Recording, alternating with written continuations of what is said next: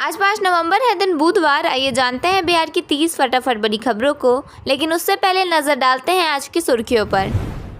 प्रधानमंत्री नरेंद्र मोदी ने कहा कि उन्हें एनडीए की जीत पर कोई संदेह नहीं है। उन्होंने कहा कि छठी मैया का अपमान करने वालों की जमानत जब्त होगी।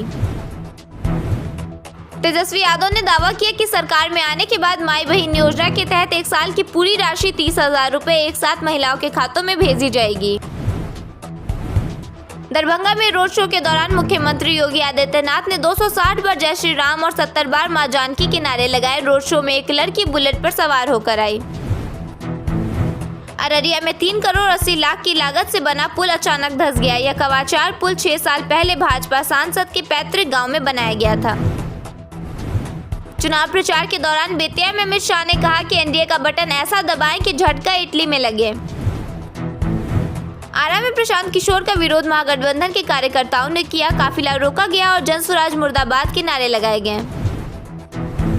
पटना में मंगलवार को एक मकान धंस गया, जिसमें परिवार के 4 लोग फंस गए। अंदर से बचाव बचाव की आवाजें सुनाई दे रही थी। 2 घंटे के रेस्क्यू के बाद सभी को बाहर निकाला गया।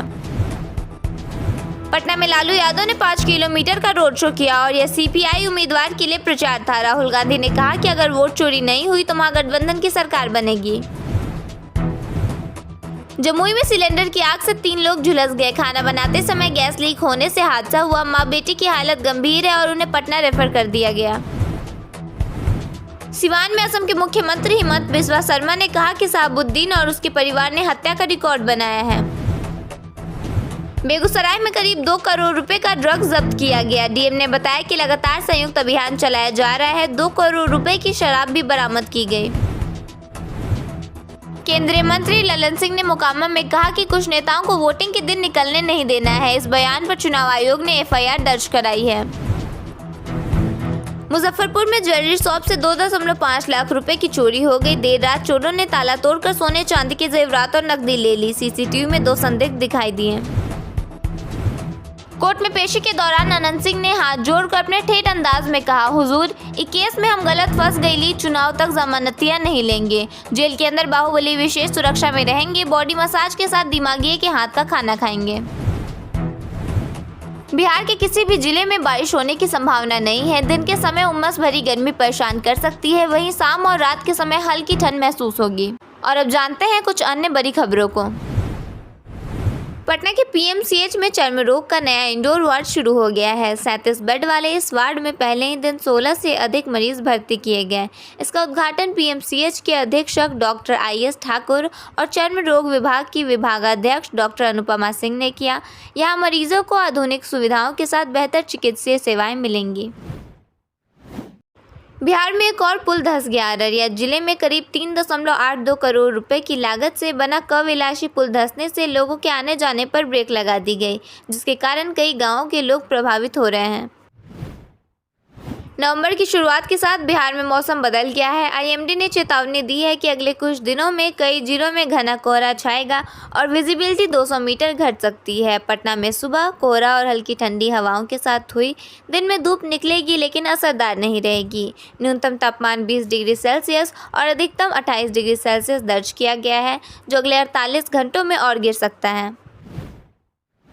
पीएम किसान योजना की 21वीं किस्त का किसानों को इंतजार है, जो बिहार चुनाव के करीब है। दिवाली और छठ के बाद भी किस्त को लेकर सस्पेंस बना हुआ है। मीडिया रिपोर्ट्स के अनुसार चुनाव के बाद किस्त आने की संभावना है। किसान अपनी एलिजिबिलिटी स्टेटस पीएम किसान वेबसाइट पर चेक कर सकते हैं। किशनगंज जिले के बहादुरगंज विधानसभा के लोचाहाट में आयोजित असदुद्दीन ओवैसी की सभा में एआईएमआईएम उम्मीदवार तौसीफ आलम ने नेता प्रतिपक्ष तेजस्वी यादव पर हमला करते हुए बयानबाजी की सीमाएं पार कर दी। तौसीफ ने ओवैसी को चरमपंथी कहने वालों पर भड़ास निकालते हुए कहा कि जो असदुद्दीन ओवैसी को आंख दिखाएगा उनकी आंखें निकाल लूंगा और उंगली दिखाएगा तो उंगली काट दूंगा। उन्होंने ओवैसी को 20 करोड़ मुसलमानों का नेता बताया और तेजस्वी को चारा चोर का बेटा कह दिया। बिहार की राजनीति में लालू यादव की सेहत और सक्रियता पर चिराग पासवान ने सवाल उठाया है। उन्होंने कहा कि जब लालू यादव स्वास्थ्य कारणों से जमानत पर है तो उनका रोड शो और भोज में शामिल होना कितना उचित है। उन्होंने कहा कानून सबके लिए बराबर होना चाहिए। केंद्रीय मंत्री नितिन गडकरी ने सारण में बिहार चुनाव 2025 से पहले कहा कि बिहार की सड़कें अमेरिका से बेहतर होंगी। उन्होंने राज्य में चल रहे विकास कार्यों की प्रशंसा की और बेहतर बुनियादी ढांचे का वादा किया। गडकरी ने बिहार में सड़क क्रांति लाने की बात कही और सरकार के विकास कार्यों पर प्रकाश डाला। राजद सुप्रीमो लालू प्रसाद यादव ने दानापुर में राजद प्रत्याशी रीतलाल यादव के समर्थन में रोड शो किया। रीतलाल यादव जेल से चुनाव लड़ रहे हैं। लालू यादव ने रामजी चक में बस से सवार होकर रोड शो की शुरुआत की, जहां समर्थकों ने उनका गर्मजोशी से स्वागत किया। इस रोड शो ने दानापुर के राजनीतिक माहौल को गरमा दिया है। राष्ट्रीय जनता दल के नेता तेजस्वी यादव ने कहा कि महागठबंधन की सरकार बनने के बाद 14 जनवरी को माई बहन मान योजना के तहत महिलाओं के खाते में सालाना 30,000 रुपये की राशि डाल दी जाएगी। उन्होंने कहा इस रकम से उन्हें महंगाई से लड़ने में मदद मिलेगी। 5 साल के 1.5 लाख रुपये होते हैं। 30,000 रुपये सालाना का मतलब है 2,500 रुपये हर महीने। बिहार में 6 नवंबर को मतदान के लिए तैयारी पूरी कर ली गई है। शांतिपूर्ण और निष्पक्ष मतदान के लिए सुरक्षा व्यवस्था कड़ी कर दी गई है और मतदाताओं की भागीदारी बढ़ाने के लिए जागरूकता अभियान चलाया गया है। मतदान के लिए वैध पहचान पत्रों में मनरेगा job card, Aadhaar card, bank या डाकघर की फोटोयुक्त पासबुक, फोटोयुक्त स्वास्थ्य बीमा smart card, driving licence, PAN card, श्रम विभाग का स्मार्ट कार्ड और पासपोर्ट मान्य होंगे।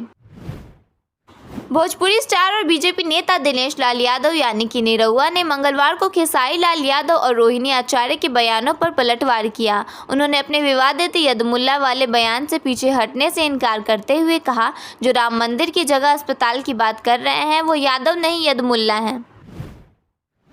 बिहार चुनाव के पहले चरण के मतदान से पहले तेज प्रताप यादव का बयान चर्चा में है। जब पत्रकारों ने पूछा कि तेजस्वी आपके खिलाफ प्रचार कर रहे हैं तो तेज प्रताप बोले, करने दीजिए, अभी बच्चा है वो, चुनाव के बाद झुनझुना पकड़ाएंगे। बिहार के मुख्यमंत्री नीतीश कुमार ने एक्स पर बिहार में रोजगार और नौकरी की चर्चा की है। उन्होंने पूर्व के समय में नौकरी व रोजगार के लिए युवाओं को क्या क्या परेशानी होती थी यह लिखा है। साथ ही यह भी बताया कि सरकार बनने पर उन्होंने युवाओं व छात्रों के लिए क्या क्या काम किया। मुजफ्फरपुर के पारू में चिराग पासवान के सभा के दौरान हंगामा हो गया। लोगों ने एक दूसरे के ऊपर कुर्सियां फेंकनी शुरू कर दी। इसके बाद चिराग के आने के बाद भीड़ घेराबंदी को तोड़कर उनके मंच तक जा पहुंची। कहा जा रहा है कि पारू में चिराग पासवान की जनसभा सुबह 11 बजे से थी, लेकिन चिराग पासवान शाम 4 बजे पहुंचे। जब चिराग पासवान करीब 5 घंटे की देरी से पारू पहुंचे तो भीड़ बेकाबू हो गई। इस दौरान चिराग सिर्फ 5 मिनट ही सभा कर सके। छत्तीसगढ़ के बिलासपुर जिले में बिलासपुर और गतौरा स्टेशन के बीच कोरबा पैसेंजर ट्रेन एक खड़ी मालगाड़ी से टकरा गई, जिसमें कम से कम 4 लोगों की मौत हो गई और कई यात्री घायल हुए हैं। 2 लोग ट्रेन में फंसे थे जिन्हें बाहर निकाला गया है, जबकि एक घायल की हालत गंभीर है। लोको पायलट को भी मलबे से सुरक्षित बाहर निकाला गया। राहत बचाव कार्य जारी है और घायलों को बिलासपुर के विभिन्न अस्पतालों में भर्ती कराया गया है। हादसे के बाद कोलकाता मुंबई रूट की कई ट्रेनें रद्द या डाइवर्ट कर दी गई हैं। ओवरहेड वायरिंग और सिग्नलिंग को नुकसान पहुंचा है, जिसकी मरम्मत का काम चल रहा है। बिहार की मोकामा सीट पर जेडीयू उम्मीदवार अनंत सिंह के समर्थन में प्रचार करने दौरान आपत्तिजनक बयान देने के आरोप में केंद्रीय मंत्री राजीव रंजन उर्फ ललन सिंह के खिलाफ एफआईआर दर्ज हुई है। पटना जिला प्रशासन की वीडियो जांच में वायरल क्लिप की पुष्टि के बाद उनके खिलाफ भारतीय नागरिक सुरक्षा संहिता और लोक प्रतिनिधित्व अधिनियम के तहत मामला दर्ज किया गया है। यह प्रचार अनंत सिंह की हत्या मामले में हाल की गिरफ्तारी के बाद किया जा रहा था। वायरल वीडियो में ललन सिंह कुछ नेताओं को चुनाव के दिन घर में रोकने की बात कहते दिखे।